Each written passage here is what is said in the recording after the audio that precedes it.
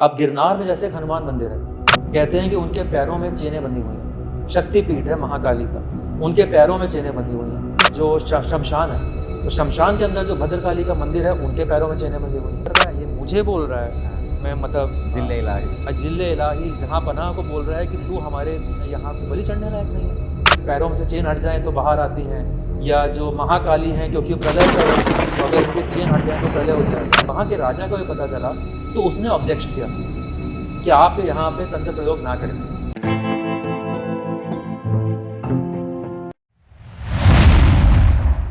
नमस्कार, मैं समस्त प्रभु भक्ति में आपका स्वागत करता हूं।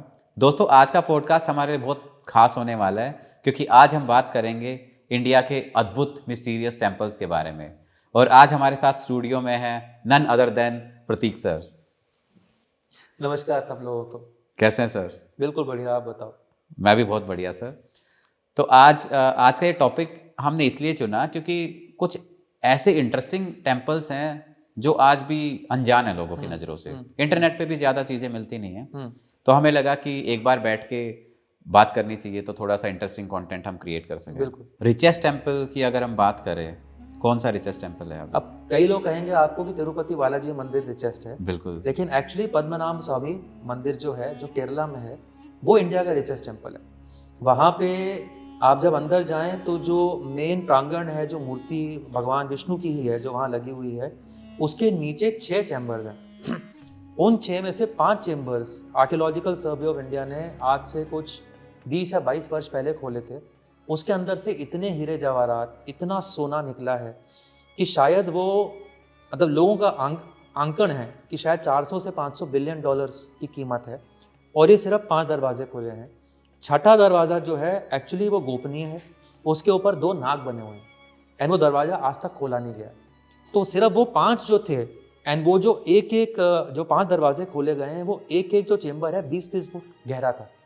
तब आप ये सोचिए 20 फुट गहरे चेम्बर्स के अंदर से आपके हीरे, रूबीज, नीलम, अलग अलग तरह के क्रिस्टल, सोना, सोने के सिंहासन, सोने की बैठने की जगह, सोने के हीरे जवाहरात इतना निकला है कि वो इजीली ये दुनिया का सबसे बड़ा। कहाँ से आया होगा ये इतना सारा सोना? जो वहाँ के राजा थे उन्होंने वहाँ रखा होगा। हमने थोड़ी देर पहले जे थॉमसन इफेक्ट की बात करी, तो अगेन उसी की बात करेंगे कि जो सोना है वो सुपर कंडक्टर है, जैसा कि आप जानते होंगे। उसके थ्रू इलेक्ट्रिसिटी या एनर्जी जो है बिना रेजिस्टेंस के निकलती है। सिल्वर गोल्ड से थोड़ा कम होता है, उसके बाद कॉपर आता है। तो गोल्ड एक बहुत ही जिसे कहते हैं, उसके थ्रू एनर्जी बहुत ईजिली कंडक्ट हो सकती है। प्लस आपने क्रिस्टल हीलिंग का नाम सुना होगा, तो जैसे पुखराज होता है, हीरा होता है, नीलम होता है, डायमंड होते हैं, हर एक की अपनी अपनी एक एनर्जी है। तो ये सारी जो एनर्जीज हैं वो उस पर्टिकुलर तरीके से उसके नीचे डाली गई हैं वहाँ पे वो एनर्जी क्रिएट करने के लिए। मगर जो छठा दरवाजा है वहाँ पे मिथ ये है कि वो एक्चुअली जो अंडरवर्ल्ड है या जो पाताल लोक है वहाँ जाने का दरवाज़ा है। लोगों का कहना है कि एक्चुअली वो दरवाज़ा एक बार खोला गया था, दरवाजे के पीछे एक और दरवाज़ा है, उसके पीछे और दरवाजे हैं। एंड जनरली आपने सुना होगा कि नागों को गार्डियन माना गया है पाताल लोक का, है ना। तो इसीलिए वो दरवाज़ा खोला नहीं जा रहा है। मगर आज की डेट में सुप्रीम कोर्ट में इस पर केस चल रहा है और वहाँ के जो कुछ प्रीस्ट हैं उन्होंने केस डाला है कि दरवाज़ा खुलना चाहिए। लेकिन जो बाकी जनता वहाँ की है उन लोगों ने केस डाला है कि दरवाज़ा नहीं खुलना चाहिए। इस पर PIL डाली गई है, पब्लिक इंटरेस्ट लिटिगेशन। अब इसका निष्कर्ष तो सुप्रीम कोर्ट बताएगा कि कब निकलेगा। मगर अगर हम वहाँ पे जो मानता है उसको माने तो लोग कहते हैं ये दरवाज़ा खुलना नहीं चाहिए, नहीं तो प्रलय आने का रिस्क। तो वैसे भी आजकल तो टेक्नोलॉजी इतनी एडवांस है जी कि हम कहीं ना कहीं मेजर कर सकते हैं थ्रू रेडिएशंस की इसके पीछे क्या है। आप बिल्कुल मेजर कर सकते हैं, लेकिन कई बार क्या होता है कि ऐसे मटेरियल्स यूज़ किए जाते हैं जिसके थ्रू हमारी जो करंट टेक्नोलॉजी है वो उसके थ्रू जा नहीं सकती। एक्सरे या इवन जो सैटेलाइट मैपिंग है पर्टिकुलर केसेस में काम नहीं कर पाती। अब वो मैग्नेटिक वेव्स की वजह से हो रहा है या किसी और वजह से। एंड देखिए, सबसे बड़ी मिस्ट्री अगर आप देखें, आज से 3000 साल पहले, 4000 साल पहले भी इस तरह की चीज़ें बनाई गई जो आज भी आर्किटेक्चरल मार्वल है। आज भी इस तरह के मंदिर नहीं बन रहे जैसे यहाँ 4000-5000 साल पहले बन चुके हैं, राइट। जैसे अगर आप अजंता एंड एलोरा केव्स की बात करें तो पूरा का पूरा चट्टान को काट के मंदिर बनाए गए हैं। मंदिरों के अंदर शिवलिंग से लेके अलग अलग पिक्चर, जिसे हम पेंटिंग नहीं कहेंगे, स्क्रिप्ट, वो जो अलग अलग स्टैचूज बने हुए हैं वो बिना किसी वो कहीं बाहर से नहीं आए हैं। वो उसी पत्थर को काटते काटते काटते अंदर जाते जाते उन्होंने वो स्टैचूज भी बना दिए, उन्होंने वो सीन्स भी बना दिए, भगवान की मूर्ति बन गई, शिवलिंग अंदर बन गया, वो पत्थर को काट के बनाया।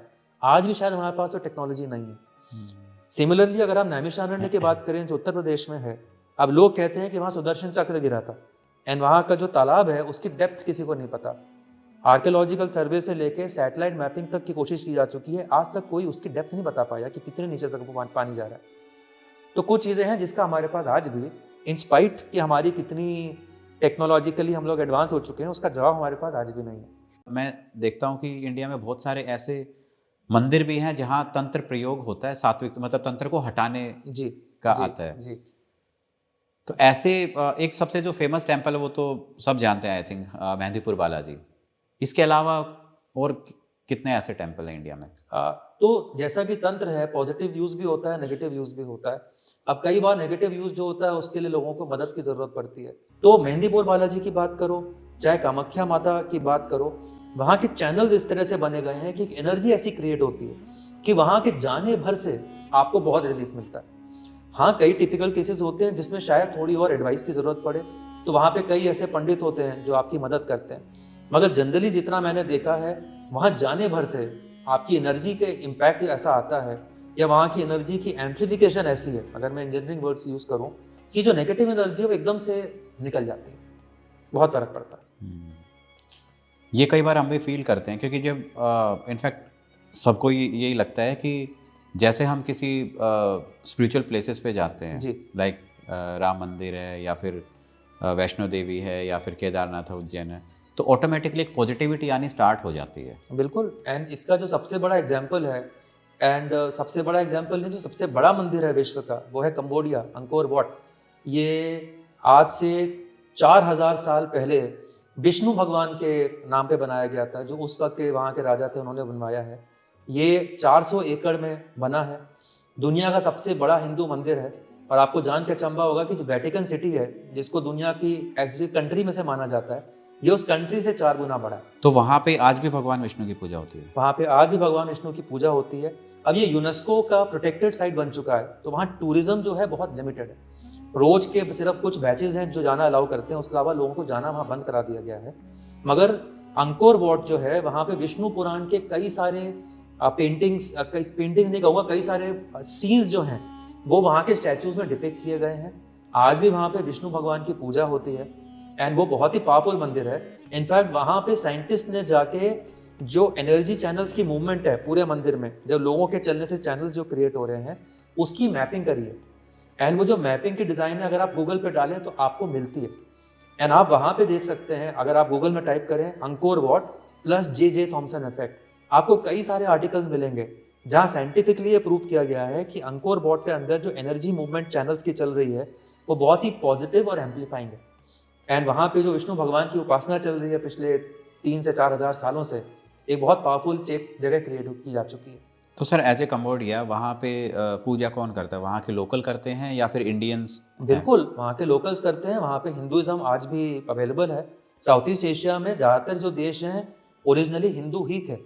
आप अगर इंडोनेशिया में जाएं तो जकार्ता में अगर आप जाएं तो राम 1, राम 2, राम 3, हनुमान 1 करके सड़कों के नाम हैं। इंडोनेशिया की जो एयरलाइन है उसका नाम गरुड़ा है, राइट। तो हम लोग इंडिया में शायद अपने जो हमारे यहाँ पे जो पुराण हैं या जो हमारे टेक्स्ट हैं उनको उतना याद नहीं कर पा रहे हैं जो आज भी साउथ ईस्ट एशिया में है।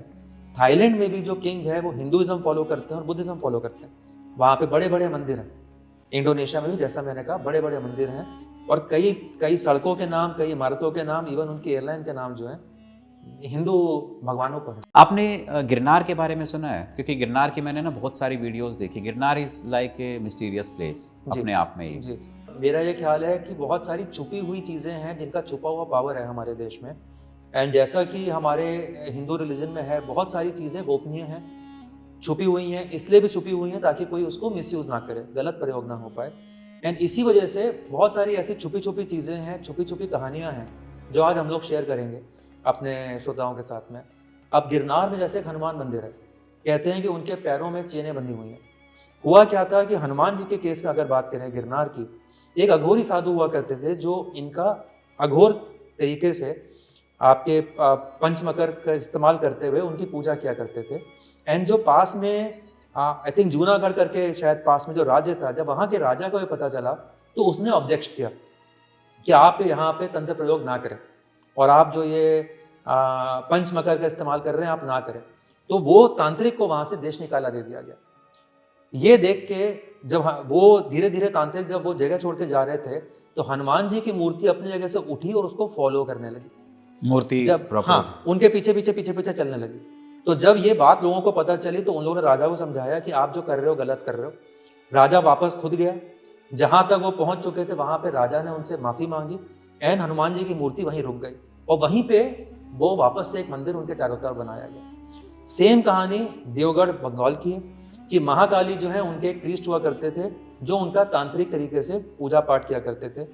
एंड क्योंकि अगर आप आज से 100-200 साल पहले की बात करें तो अंग्रेजों के टाइम में बहुत सारे मिस इन्फॉर्मेशन फैलाए गए थे, काली को डिमोनिक बता के ही फैलाया गया था।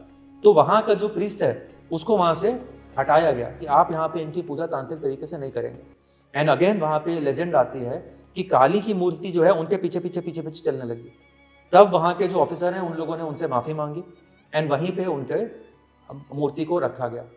और जो शमशान काली है वहाँ का स्टोरी भी कुछ ऐसे ही है कि लोग कहते हैं कि वहाँ पे एक प्रीस्ट थे जिन्होंने इतने अच्छे से उनकी पूजा करी थी कि माता रात में उनसे मिलने चली जाती थी।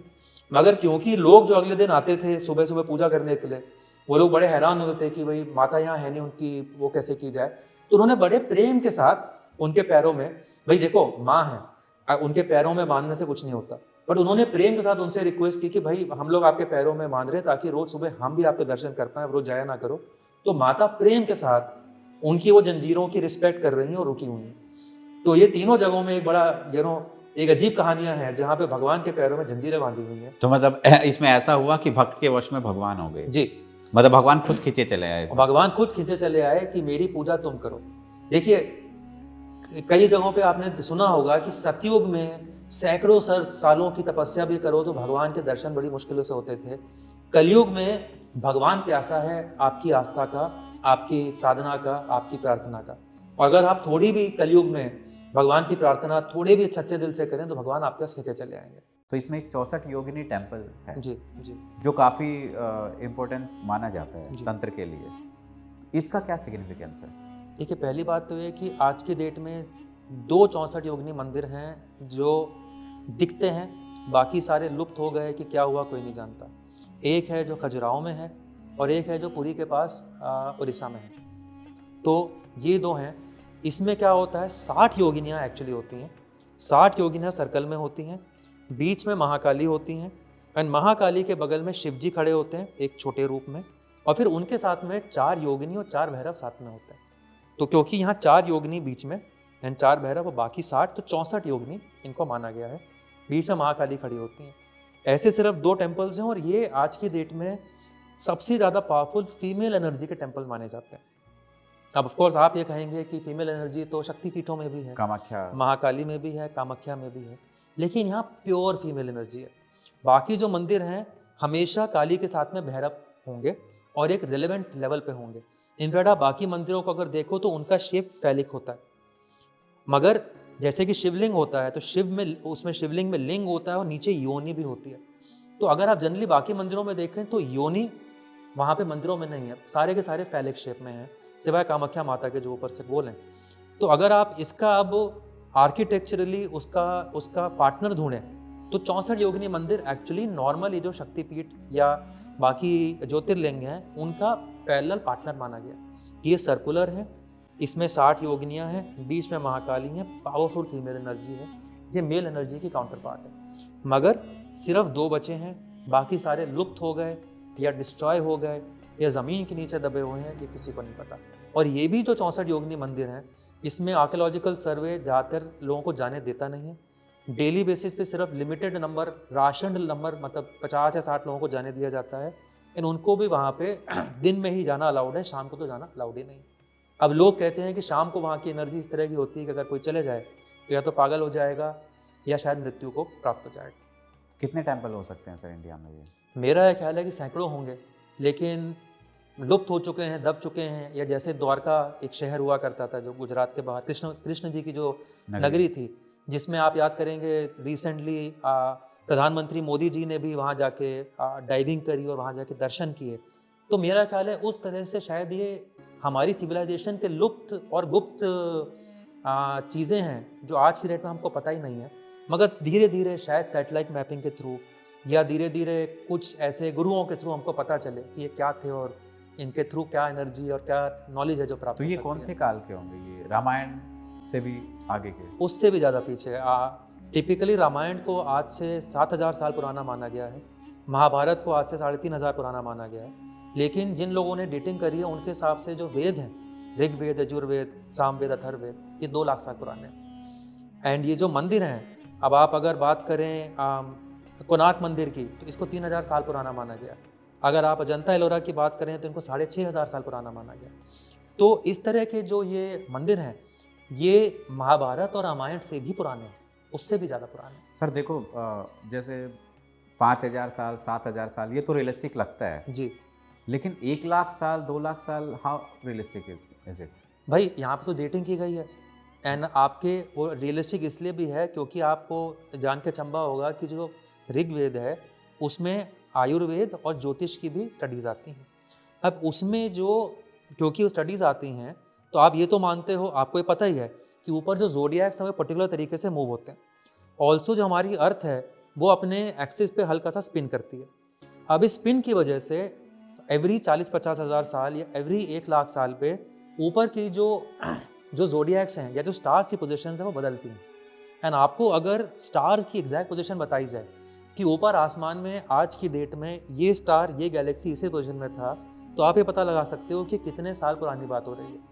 तो ऋग्वेद में जो ज्योतिष के सेक्शन है उसमें जो स्टार्स की पोजीशन बताई गई है उसके हिसाब से अगर आप डेटिंग करें तो साइंटिफिकली एस्ट्रोनॉमी, एस्ट्रोलॉजी नहीं, एस्ट्रोनॉमी ये कहती है कि 2 लाख साल पुराने हैं, क्योंकि आज से 2 लाख साल पहले वो जोडियाक, वो गैलेक्सीज की पोजीशन रही होगी आसमान में जिनका मेंशन उसमें किया गया। इसका फैक्चुअल प्रूफ क्या है? मतलब जैसा कि मैंने कहा कि आप अगर इसको सिर्फ गूगल भी करें तो आपको गूगल में रिजल्ट से निकल आएंगे कि कैसे उसमें जो वेद हैं उसमें एस्ट्रोलॉजिकल पोजीशंस बताई गई हैं।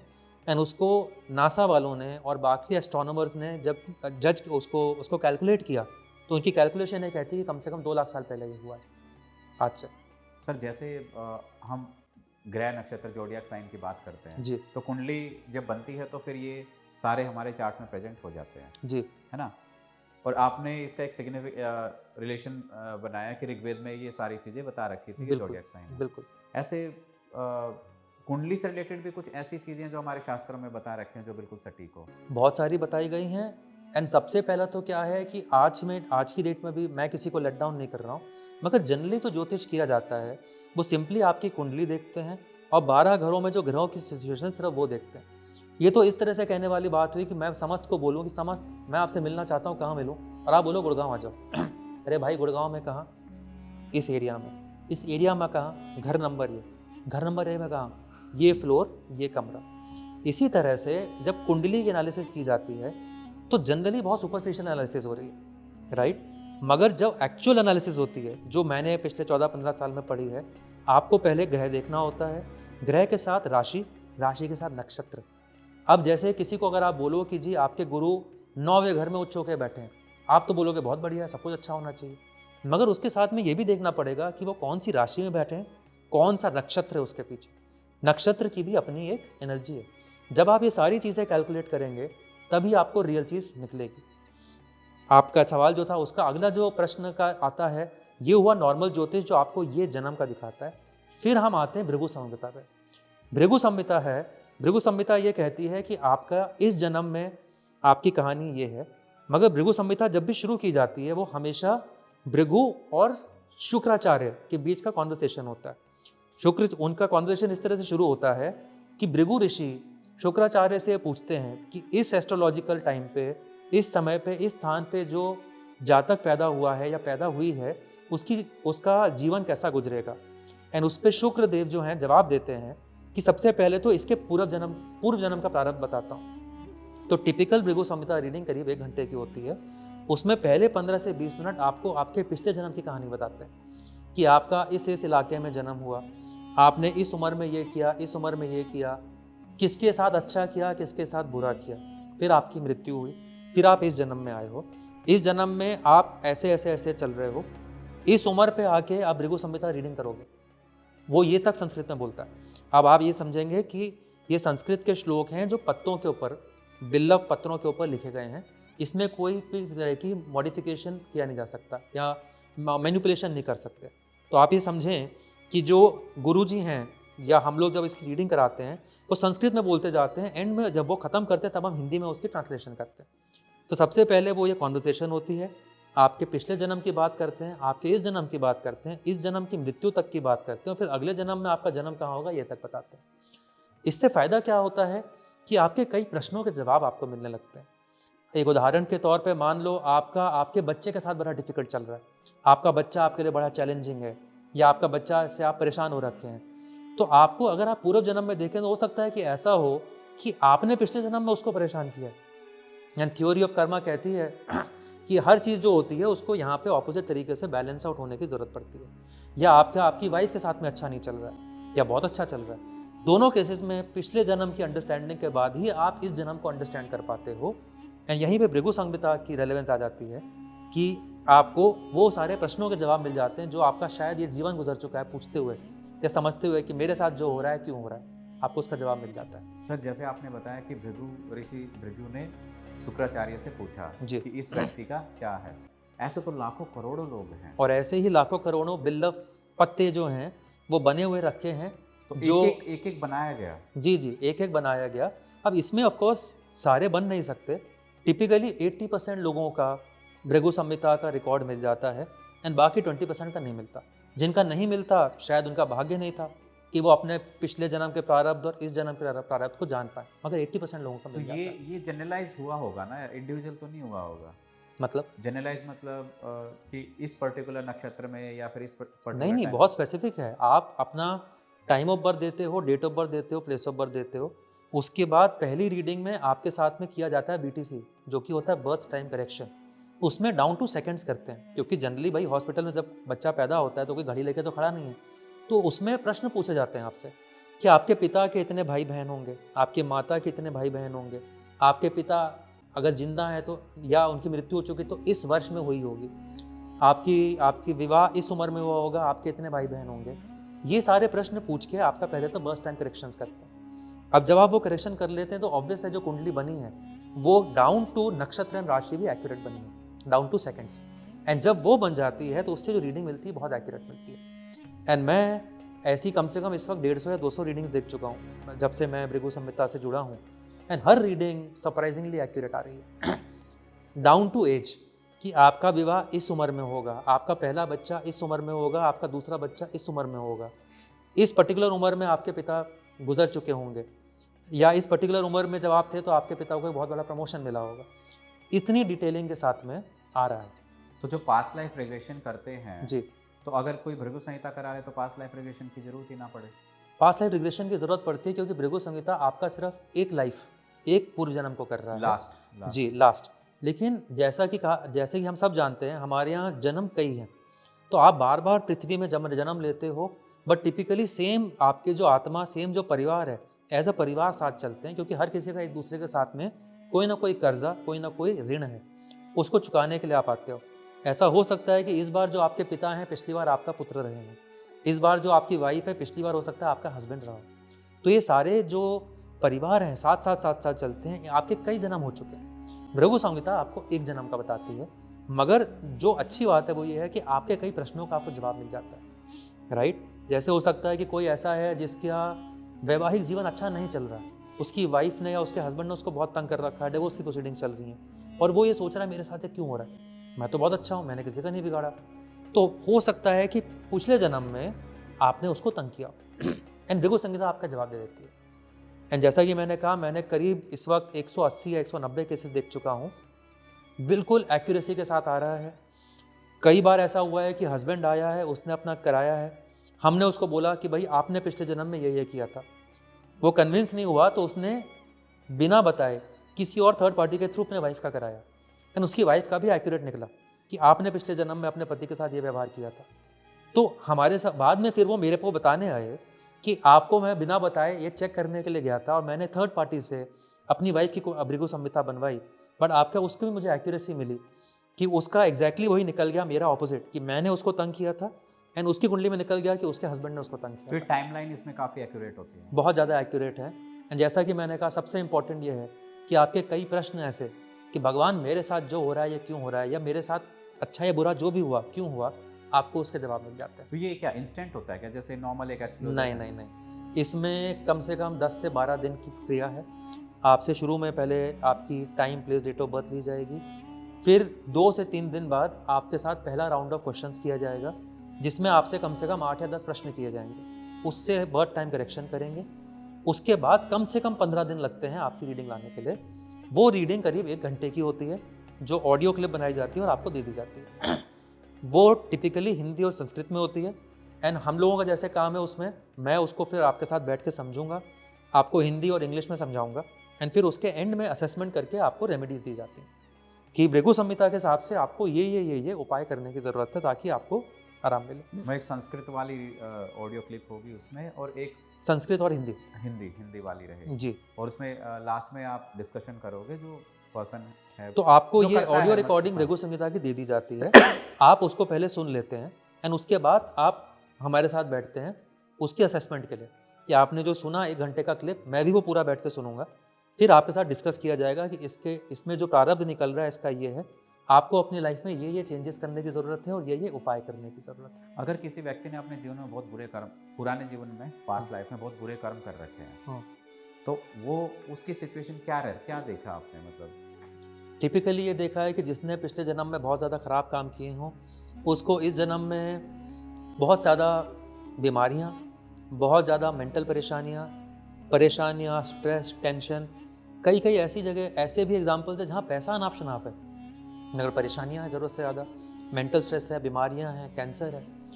तो लेकिन जब उसको असेस किया गया तो यही पता चला कि आपने पिछले जन्म में ये गलत काम किए थे, बट आपने कुछ अच्छे काम किए थे जिसकी वजह से आपको ये कंफर्ट्स मिले हुए हैं कि भाई चलो पैसा है, जायदाद है, मगर जो बुरे काम किए थे उसकी वजह से बीमारियां हैं, परेशानियां हैं। या मान लो अब कोई भी पेरेंट्स नहीं चाहेंगे कि उसके बच्चों का मृत्यु उनके सामने हो जाए, मगर आपने इतने खराब काम किए हैं कि इस जन्म में आपकी पुत्री की मृत्यु आपकी आंखों के सामने अकाल मृत्यु हो गई। कुछ आपने ऐसे केस देखे? बिल्कुल देखें, मगर क्लाइंट कॉन्फिडेंशियलिटी, इससे ज़्यादा मैं बोल नहीं सकता। नहीं, मगर मैं विदाउट नेम, अगर एक जनरलाइज तरीके से आप बताओ। जनरलाइज तरीके से ऐसे कई लोग हैं अब जिनके परिवार के जन, मान लो कोविड में पूरे परिवार ख़त्म हो गए। ऐसे कुछ लोग हमसे मिले हैं, उन्होंने प्रश्न पूछा कि मेरी ये उम्र है, मेरा पूरा परिवार ख़त्म हो गया, मैं अकेला क्यों बचाऊँ। तो फिर उनकी जब हम लोगों ने भृगु संहिता निकाली तो पता चला कि उन्होंने कई दूसरे लोगों को टॉर्चर किया था, पिछले जन्म में टॉर्चर किया था और परेशान किया था। या किसी का ऐसा निकला कि वो ज़मींदार था एंड वो फार्मर्स को ऐसे लोन दिया करता था, ऐसे इंटरेस्ट रेट पे, कि फार्मर अपने जीवन भर में ना निकाल सकता था, ना उसके बच्चे, ना आने वाले वंश निकाल सकते थे। तो ऐसे लोगों के जब इतने ज़्यादा नेगेटिव काम होते हैं, उनको उसका नेगेटिव कर्म का भुगतान यहाँ करना पड़ता है।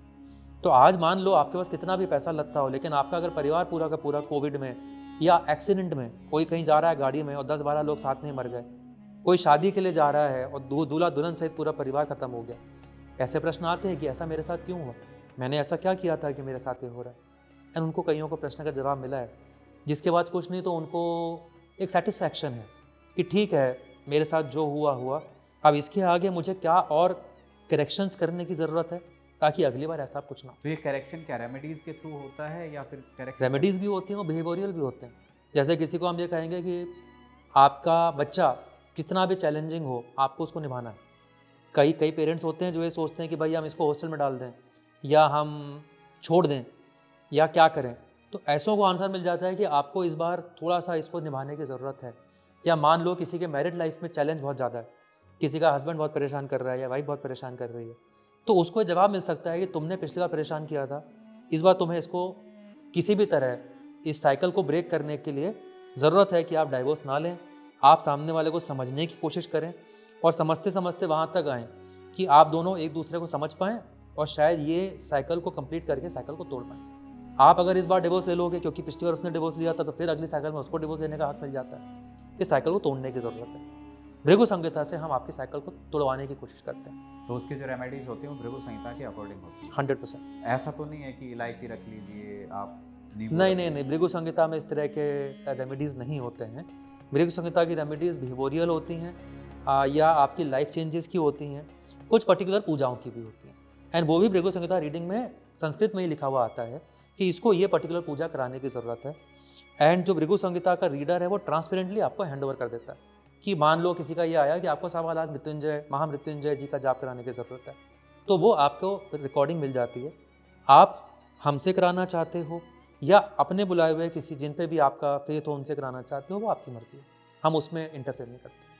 तो अगर मैं थोड़ा सा समझना चाहूँ तो अगर कोई आपको डेट ऑफ बर्थ देगा तो आप करेक्शन करेंगे कि भाई जी। उसकी एग्जैक्ट है या नहीं है? जी। पहली चीज़ ये है। जो आप रिलेटिव चीज़ें कई बार बताओगे तो उसमें जो उसके according बाद आगे- 10 से 12 दिन में वो बिल्लप पर ढूंढ के उस पे क्या लिखा है वो लेके, वो एक अलग टाइप की लिपि होगी जिसको बहुत हाँ, कम लोग समझते तो हैं। उसको पढ़ा जाता है। एंड उसको संस्कृत में जब पढ़ा जाता है, उसको संस्कृत में पढ़ के Hindi translation side by side किया अच्छा, जाता है। ऐसा भी हुआ होगा कि बहुत सारे ऐसे लोग होंगे जिनको मिला ही नहीं होगा, हाँ, जिनका हाँ, बेलपत्र ही हाँ, नहीं मिला होगा। हाँ, तो ऐसे अभी तक मेरे को 8 या 10 लोग मिले हैं। जैसा हम लोग कहे शुरू में बात कर रहे थे कि करीब 80 से 85% लोगों की कुंडलियाँ मिल जाती हैं, वो उनका सौभाग्य है। मगर हो सकता है किसी का दुर्भाग्य है या किसी को कुछ जवाब नहीं मिलने हैं, उस केस में उसकी कुंडली नहीं मिलती। तो जिनकी मिल जाते they are very lucky. They are lucky, क्योंकि उनको इवन भृगु में ये तक कहा गया है कि आपका एक पर्टिकुलर टाइप का भाग्य होना चाहिए कि आप भृगु संहिता रीडिंग के लिए पहुँचें। और इसीलिए भृगु संहिता की जो रीडिंग होती है वो ये तक बता देती है कि ये जातक इस उम्र में इस समय पर अपनी भृगु संहिता रीडिंग के लिए आएगा। एंड फिर उसके आगे का होता है। तो भृगु संहिता रीडिंग भी जो होती है उसका एक्चुअली टेक्निकली फिर 3 सेक्शन हो गए। पूर्व जन्म, ये जन्म में भृगु संहिता आपने किस उम्र में करी उसके पहले, फिर उसके बाद और मृत्यु तक। और ये तक बताया जाता है कि आपकी इस जन्म में इस उम्र में मृत्यु होगी, इस रोग से होगी और आपका अगला जन्म क्या होगा। ये है भृगु संहिता। तो इसमें 10 से 12 दिन का टाइम लगता 10 से 12 दिन का टाइम लगता है जी। है। चलो सर, हम भी कराएंगे। हम लोगों की जो डिस्कशन है उसका सबसे इंटरेस्टिंग बात यह है कि हम लोग शुरू कहीं से होते हैं और एंड में डिस्कशन कहीं पहुंचती है, मगर अच्छी डिस्कशन इसी को नहीं, डिस्कशन यही होता है सर। तो उम्मीद है दोस्तों आपको ये जानकारी अच्छी लगी होगी। अगर आपके मन में भी कोई सवाल है, कोई इंटरेस्टिंग टेम्पल है जिसके बारे में आप जानना चाहते हैं, तो आप हमें कमेंट्स में ज़रूर बताइएगा ताकि हम अगले पॉडकास्ट में उसको कवर कर सकें। धन्यवाद।